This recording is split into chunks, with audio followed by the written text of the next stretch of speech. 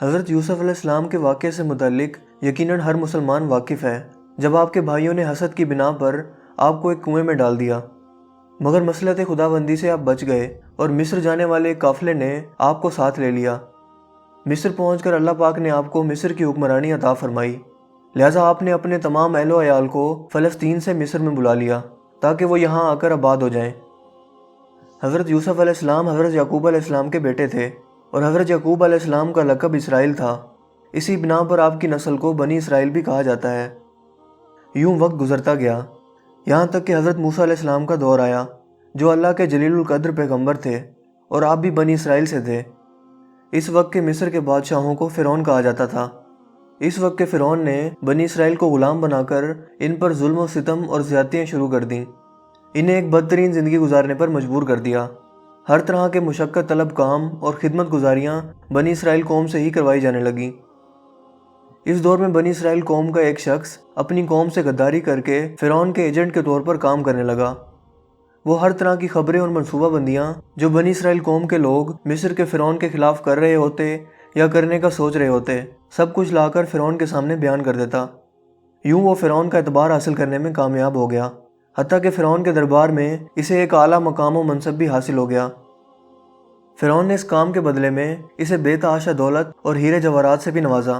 یوں اس نے ان پیسوں سے سود کا کام شروع کیا اور دیکھتے ہی دیکھتے بے تحاشا دولت کا مالک بن بیٹھا۔ اس شخص کا نام قارون تھا، جس کے واقعہ کا ذکر قرآن کریم کی سورہ قصص میں موجود ہے اور اسے کوراہ کہہ کر پکارا گیا ہے۔ بعض روایت کے مطابق قارون حضرت موسیٰ علیہ السلام کا چچا زاد بھائی تھا۔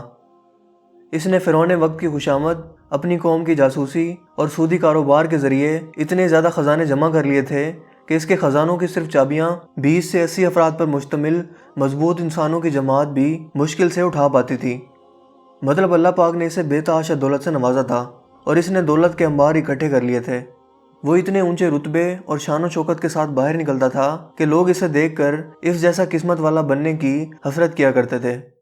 دوستو، اللہ تعالیٰ کی عطا کردہ دولت بھی ایک آزمائش ہے جسے وہ کسی کو بے تحاشا عطا کر کے اور کسی پر رزق تنگ کر کے اسے آزماتا ہے کہ کون اس کا شکر ادا کرتا ہے۔ مگر اس بے تحاشا دولت، رتبے اور شان و شوکت نے قارون کو مغرور و متکبر بنا دیا۔ بظاہر وہ مسلمان تھا، یہاں تک کہ وہ تورات کو بہت ہی خوبصورت انداز میں پڑھا کرتا تھا، مگر تکبر نے اس کے ایمان کو اندر سے کھوکھلا کر دیا اور وہ سرکش اور نافرمان بن گیا۔ حضرت موسیٰ علیہ السلام نے قارون سے کہا کہ وہ اپنی قوم پر احسان کرے، یعنی ان پر اپنا مال خرچ کرے، غریب اور مستحقین کی مدد کرے، جیسے اللہ پاک نے اسے مال و دولت دے کر اس پر احسان کیا، اور اپنے مال سے زکوٰۃ بھی ادا کرے، جو اس وقت کے دور میں کل مال کا تقریباً 10% ہوا کرتی تھی۔ مگر قارون نے بڑے متکبرانہ انداز میں موسیٰ علیہ السلام کو جواب دیا کہ میں کس بات کا احسان کروں؟ یہ جو کچھ خزانے، دولت و شہرت میرے پاس موجود ہے، سب کچھ میری محنت اور ذہانت کا نتیجہ ہے، اس میں بھلا اللہ پاک کا کیا کمال؟ اپنی قوم کے سمجھانے اور بار بار موسیٰ علیہ السلام کی نصیحت کرنے کے باوجود بھی وہ تکبر اور غرور سے باز نہ آیا، بلکہ غصہ ہو کر سوچنے لگا کہ کسی طرح سے موسیٰ علیہ السلام کو راستے سے ہٹا دے۔ لہٰذا اس نے ایک ناپاک منصوبہ بناتے ہوئے ایک عورت کو دولت کا لالچ دے کر آمادہ کیا کہ وہ لوگوں کے سامنے حضرت موسیٰ علیہ السلام پر اپنے ساتھ برائی کرنے کا الزام لگائے۔ حضرت موسیٰ علیہ السلام ایک روز محفل میں وعظ فرما رہے تھے، قارون اور وہ عورت بھی وہاں پہنچ گئے۔ قارون نے موسیٰ علیہ السلام سے سوال کیا کہ جو شخص کسی عورت کے ساتھ بدکاری کرے اس کا کیا انجام ہونا چاہیے؟ موسیٰ علیہ السلام نے فرمایا، اگر وہ شادی شدہ ہو تو اسے پتھر مار کر سنسار کر دینا چاہیے، اور اگر نہ ہو تو 100 کوڑے مارنے چاہیے۔ قارون نے کہا، یہ عورت کچھ کہنا چاہتی ہے۔ جب اس عورت نے حضرت موسیٰ علیہ السلام کے چہرے پر نبوت کا نور اور جلال دیکھا تو فوراً ہی مکر گئی اور سب کچھ سچ سچ بتا دیا کہ قارون نے مجھے آپ پر تہمت لگانے کے لیے پیسے دیے تھے۔ موسیٰ علیہ السلام یہ سن کر جلال میں آ گئے۔ اللہ پاک کی طرف سے حکم ہوا، زمین کو ہم نے تمہارے تابع کر دیا ہے، آپ اسے جو حکم دیں گے وہ اس وقت مانے گی۔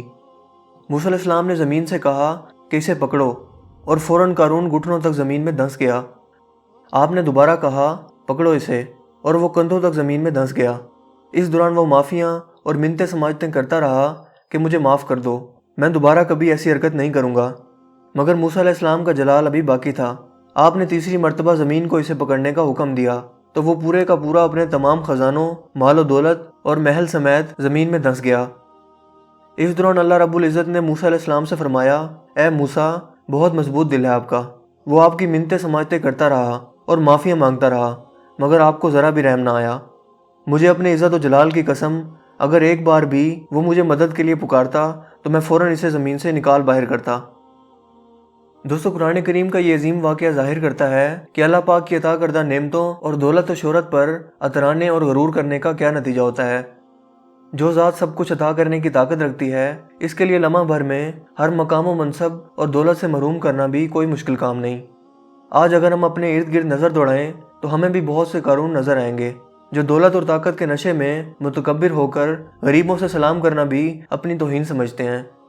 कारून ने जुल्म और नाइंसाफ़ी की बदौलत इतनी ज़्यादा दौलत इकट्ठी की क्योंकि हलाल पैसों से सिर्फ़ और सिर्फ ज़रूरियात और सहूलियात ही पूरी हो सकती हैं, जबकि आसाइशें और अयाशियाँ हलाल पैसों में हासिल नहीं हो सकती।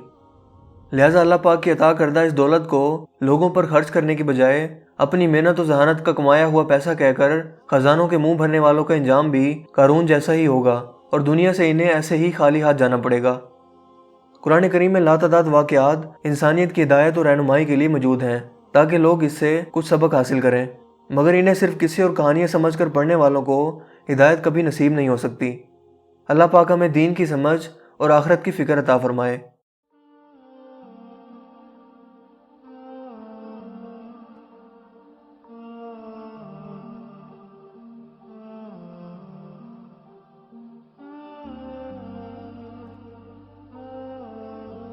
मुझे उम्मीद है कि आपको हमारी ये छोटी सी काविश ज़रूर पसंद आई होगी। अगर वीडियो आपको पसंद आया हो तो अपनी पसंदीदगी का इजहार इस वीडियो को लाइक करके और शेयर करके ज़रूर कीजिएगा।